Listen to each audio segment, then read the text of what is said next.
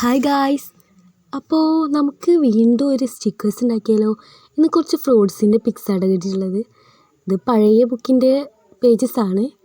അപ്പോൾ വാട്ടർ മിലൻ, പിന്നെന്താ orange, apple, അങ്ങനെ കുറേ ഫ്രൂട്ട്സ് ഉണ്ട്. അപ്പോൾ നമുക്കിത് പോലെ വെട്ടിയെടുക്കാം. കുറച്ച് ഫ്രൂട്ട്സ് വെട്ടിയെടുത്തു. ഇനി നമുക്ക് ഇതുപോലെ ഈ നെയിം സ്ലിപ്പിൻ്റെ സൈഡ് ഉണ്ടാവുമല്ലോ, അത് ചീന്തി കഴിഞ്ഞാൽ അതിൽ ഓയിലി ആയിട്ടുള്ള ഭാഗം നമ്മൾ എടുത്തിട്ടുണ്ട്. ഇനി ടാപ്പും വേണം. അപ്പോൾ നമ്മൾ ഇതിൻ്റെ മേലെ ടാപ്പ് ഒട്ടിച്ചു കൊടുത്ത് നമുക്ക് അത് വെട്ടിയെടുക്കാം. ഇതേ രീതിയിൽ ഒട്ടിച്ചെടുക്കണം കേട്ടോ. ഞാൻ വലിയ ടാപ്പാണ് എടുത്തിട്ടുള്ളത്. അപ്പോൾ സിമ്പിളായിട്ട് ഒറ്റ ടാപ്പിൽ തന്നെ നമുക്ക് ഒട്ടിച്ചെടുക്കാൻ കഴിയും. സ്ലിപ്പിൻ്റെ പേജ് ഇനി കളയണ്ട, അത് നമുക്ക് ആവശ്യമുണ്ട്.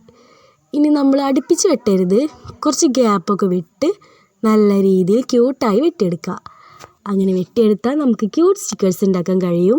ഇതുപോലെ നമുക്ക് വരച്ചും ചെയ്യാൻ കഴിയും കേട്ടോ. ഇത് ഞാൻ പിക്സ് എടുത്തതാണ്. നമ്മൾ മുൻപൊരു വീഡിയോ ചെയ്തിട്ടുണ്ട്, അത് കാണാത്തവരുണ്ടെങ്കിൽ ഞാനിതിൽ ഡിസ്ക്രിപ്ഷൻ ബോക്സിൽ ലിങ്ക് കൊടുക്കാം. അപ്പോൾ അതൊന്ന് കണ്ട് ലൈക്ക് ചെയ്യണേ. പിന്നെ നമ്മുടെ ചാനൽ സബ്സ്ക്രൈബ് ചെയ്യാൻ മറക്കരുത്. ഇതാ സ്റ്റിക്കേഴ്സ് റെഡി. നമുക്കൊരു ബുക്കിലൊട്ടിച്ച് നോക്കാം. വാവ്, നല്ല ഭംഗിയുണ്ട്. ഓക്കെ.